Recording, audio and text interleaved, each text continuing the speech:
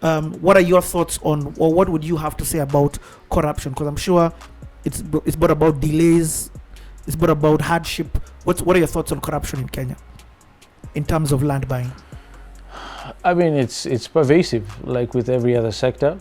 Unfortunately, that's become part of our normal life as Kenyans. It's a horrible thing for me as a Kenyan citizen to say and admit on camera, but it's a situation, and it's incredibly problematic. It's hurting a lot of people. It's making the cost of doing business unnecessarily high. Not only that, immoral. So for those of us to whom it matters that we live our lives or do business ethically and have peace in our consciences about doing the right thing, it's a problem. And it can be very costly in time, especially when you resist those pressures to pay a bribe to get something done. It's real. I mean, most of us in the business, even lay people just trying to transact with each other, are very often held hostage by government officials, whether on the national level or a county level, to pay bribes, or else their transactions don't get completed. And you can imagine a situation where someone is selling off land to pay a loved one's hospital bill. The pressure is real. I mean, the 100K, the 20K, the 50K, in our case, the 2 million shillings that was demanded as a bribe to issue a certain permission that would allow a transaction to close, can be materially impactful. And so I understand the pressure a lot of people go through, but I do know this as a basic human being, no matter what your creed or beliefs and thoughts are in life, we all want to do things right. We want peaceful consciences around our transactions. So, you know, even those who are, you know, they budget for the bribery amount as a regular part of business cost, don't want to. They want to do it clean. And so I understand the pressures, but at the end of the day, we have to do what is right and demand that those in authority provide us services without holding us hostage and forcing us to pay immoral and illegal bribes. It's not just immoral, it's also illegal. You know, ethical standards as per the Constitution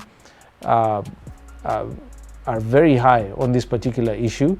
So we have to step up as a citizenry, as a people being served, to demand better of those serving us in government. Okay, and just because you brought that up, as a participator in facilitating land acquisitions, basically you are a land seller.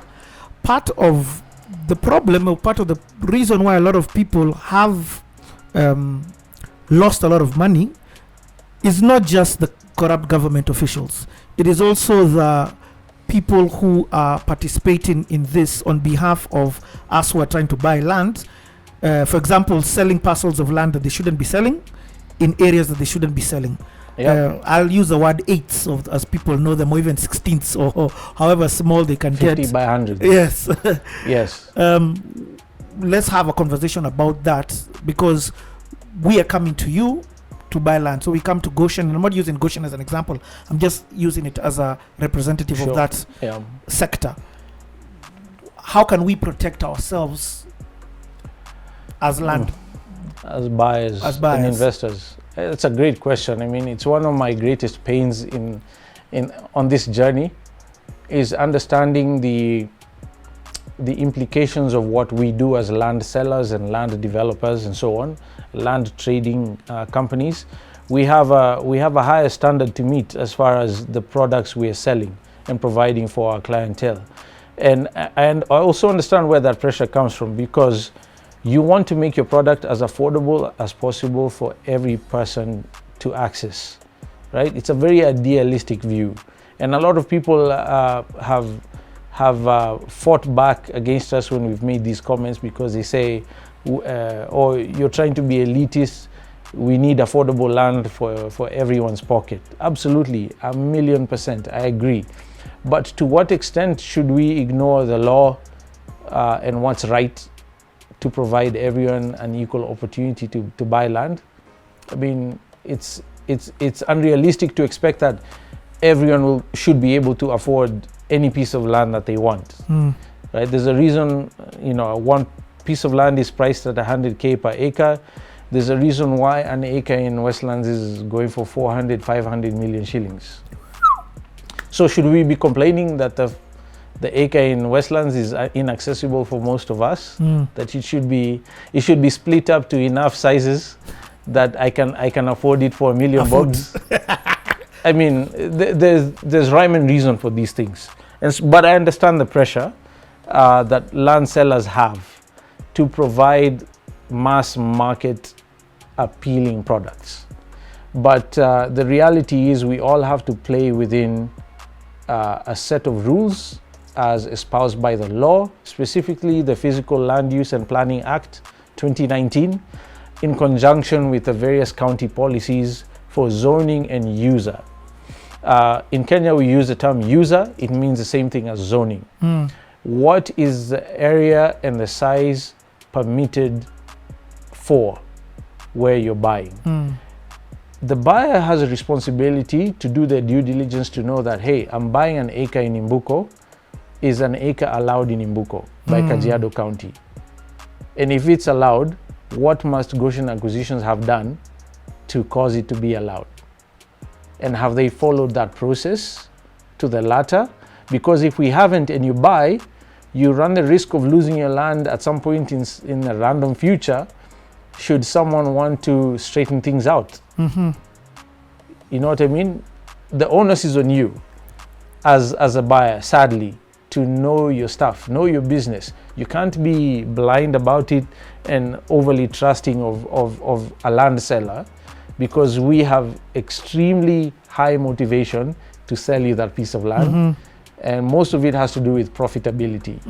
So you need to do your homework and know what's supposed to happen, which is why we spend a lot of time sharing information on Own Land in Kenya, our YouTube channel, about how to go about the process of due diligence.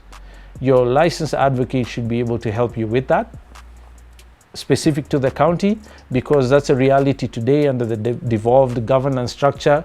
The counties have absolute authority on issues of zoning and user. What land sizes are permitted where and for what use. So if I'm going to sell you a 50 by 100 commonly advertised, you need to know whether that size is permitted for that location for the use I am advertising. Because then you could be buying something that has absolutely no value to you whatsoever in the long term.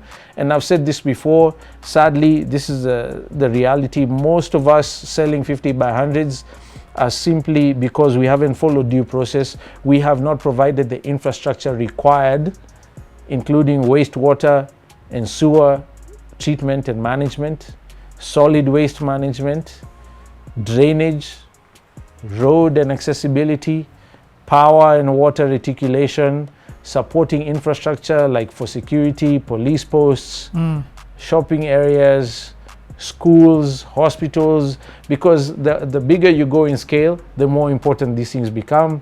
Just look at Tattoo City and the amazing work they're doing. There's a reason you have to pay whatever it is, 20, 40 million bobs, 40 million bobs for half an acre, because they have done the work and it's taken this long and it has cost them X amount of money. These are serious issues. And so if we're going to be serious about investing and building real wealth in the long term, we as buyers have to be a bit more knowledgeable about what we're buying and why we're buying it, and holding the seller accountable.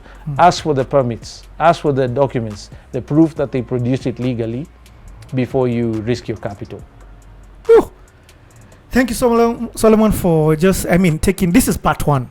I feel like I need to come back to you and just have deeper conversations about now, how do we add value into the land? What are some of the ways that we should market this land to reach a certain audience? We've been doing amazing things with Sauti Sol and Caroline Toko, Just Ivy, and a whole bunch of people. Thank you for coming to the platform. There's still so much. I feel like this is just part one of your class and session. I know that this is just part one of your class and session. Yeah. As a parting shot, how does it feel to hand over a title deed to somebody? It's hard to describe, man. It's a culmination of a lot of effort, sweat, tears, prayers, hopes being fulfilled. Not just for us, but for the buyer. You know, we had one client from the diaspora, a very nice gentleman from Boston. I'll even say his name, Mr. Dera, or Doctor. This man trusted us in a very unusual way. He was on layover on his way to some other part of the world, asked me to meet him at the airport to have a conversation about a brochure he saw somewhere. This was for Nanyuki, and he was curious. And normally I would not do that, because I mean, why would I go out of my way to travel somewhere? I had to meet him in the CBD. Specifically, it was supposed to be a quick meeting, ended up being a 4-hour conversation almost, about his horrible experience getting conned several times before. And he changed his plans immediately, came to Nanyuki. I had to dash him back to the airport to catch his next flight. And he purchased a couple of plots. But I remember something he said to me before we parted ways. He said, "Solomon, thanks for making time and taking me to see the site. I have a better understanding of what exactly it is you're offering. Please do me a favor. Please don't con me. If you con me after the last 2-3 times, you'll have killed it for me back home forever. I can't survive another episode." And that was a heavy weight for me. I felt it because it matters to me, also as an ex-diaspora, and I understand where he was coming from. So every time we get to hand over a title deed to a buyer, I have indescribable joy, peace, and fulfillment knowing that we have completed the circle, especially because we do it ethically, we do it clean. Imbuko has taken us 5 years to get approved. It took the intervention of prayers and people organizing for meetings of appeal to avoid paying bribes, as we were being pressured to do. So to come full circle and hand over the title deed to a buyer, it's indescribable, man. It's a privilege, it's a sacred honor we take very seriously, and we're grateful that we get to do that on a daily basis. For more information, visit www.goshenacquisitions.com. Check out Own Land in Kenya, the YouTube channel, and have a blessed day. Hi, I'm Solomon Wangwe, Managing Director and founder of Goshen Acquisitions Limited and its wholly owned subsidiary GrandAcres Limited, and you're watching Class in Session.